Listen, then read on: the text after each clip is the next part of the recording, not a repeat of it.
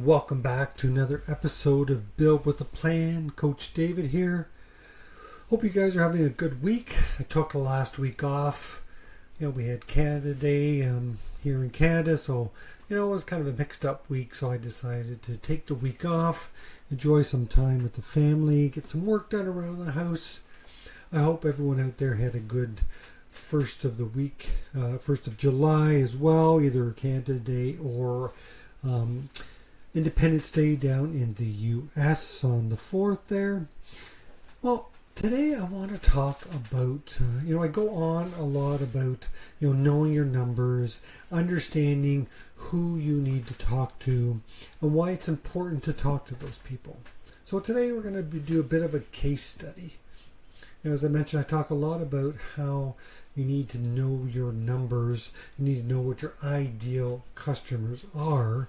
So let's take a look at this. I'm working with this client right now, and we did a deep dive into the sort of the demographics of their customers. Okay, so now he's got 204 customers. It sounds like a decent amount, right? Some days are very busy. Some days he's, got lots on the go. There are, what he's doing is busy, keeps going, but there's other days where there's not much going on. So when you look at it, 204 customers, great numbers depending on where you are. And again, what is the average sale? This business owner is doing okay, has a pretty good living right now, keeps him busy, but also has those opportunities when it's slower to take either the day off or the afternoon off, or, just do some stuff for himself or for his family. But let's take a little deeper dive again into those customers. Out of the 204 customers, there is 174 of them with an average yearly sale of only $430. So on average, those 174 customers only net him in sales $430. And that's not even just profit. That's just sales. However, the other 30 customers, the average yearly sale, now I did this over a 12-month rolling just so that we can understand what the last 12 months looks like, not the last 3 years. If you want to do a much deeper dive, you should go back 3 years, but right now we only went back 12 months year to date. Recap, 174 at only $430 per year from that customer. But there are 30 customers that have an average yearly sale of over $9,000 per customer. Right? So 30 customers times 9,000, you do the math, that's a pretty decent amount. But what was even more interesting is that we did a little deeper dive and found out that there is one segment that consists of 7 of his top customers is from one segment. And their yearly average sale is over $10,500. So it's kind of almost the cream of the crop. But what this allowed us to do is identify where is his profitable segment. He's got 7 customers in that segment already. So that net him at $10,500+ a year. That's pretty good. That was over $71,000 just from those 7 customers. So what does that tell you?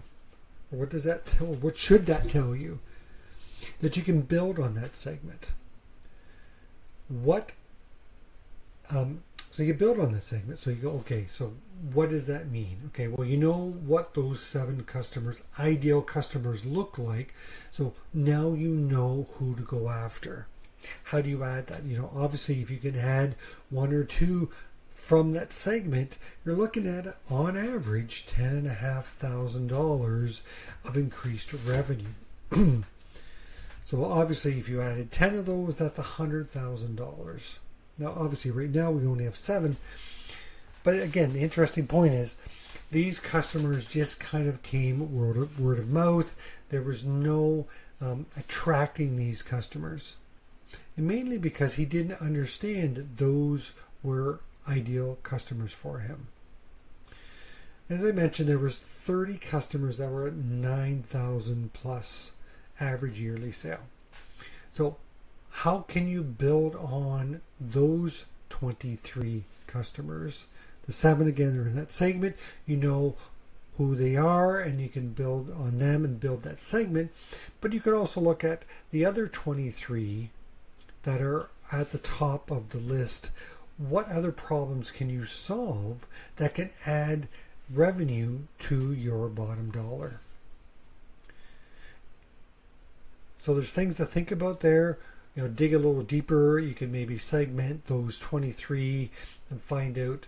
One of them, of course, was the main one, but there's only one of those type of clients that he has. So we should also look at, that one, top one was $65,000. So how can we attract more of those? Now the interesting thing is here, and the reason why I'm kind of, going over this again and again is because if you don't take a deep dive at your customer or client list and understand, where they're coming from, who are the profitable ones, who are the ones that you want to work with. When you figure that out, then you know who to target to build your business properly. Now, of course, the 174 that are at $430,000 or $430, on average sale. You could segment those out further and find out, there were some that were around $1,000 and some that were under $100. And we're talking about average here. So we could segment that out a bit more and then understand who should we go after a little bit more and who should we not even worry about. Sometimes you do have to say no to certain clients, but this or say no to certain customers depending on what their net sales are or revenue to you and how much time you are actually spending on that. But this particular client of mine, he is not busy enough to start saying no. There's time in the day, time in the week to bring on whatever client comes through the door at this moment.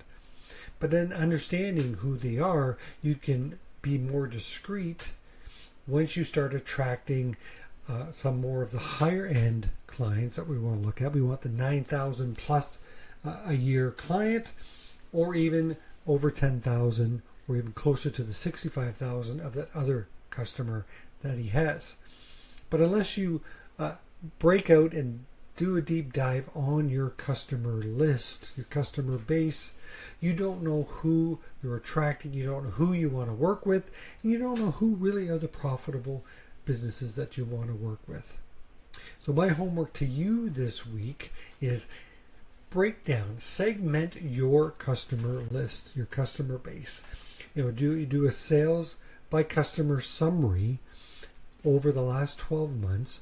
Run that report that'll list the customer or client that you have, and it'll list the total sales that you invoice to that customer in the last 12 months.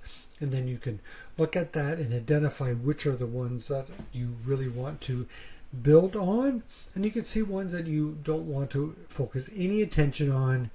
And if you're busy enough, you can start saying no to some of those very low revenue generating clients and focus on the higher revenue generating clients. Because at the end of the day, Build with a Plan podcast, the reason why I'm doing this is because I would like all the business owners out there to avoid a lot of the pitfalls and mistakes that I made, so that you can have a profitable business, that you can enjoy financial freedom and time freedom. And just think, once you build up your business to a certain level, then you can start employing people if you don't already have that, and you're helping other people enjoy life as well. Now, if you like what you hear here, if you like what you hear, please like, share, comment. I don't do really any advertising for this, so the only way we can get the message out on this podcast is for you to share it. So I would love for you to do that. But if you have any questions that you want me to answer on any podcast, reach out to me. You can get a hold of me at david@yourfsmatrix.com. That's David at your F as in Frank, S as in Sam, matrix.com. You can email me directly with any questions or find us on all the socials with at your FS Matrix. All right, hopefully you will share, like, and comment. And until next time, Coach David out.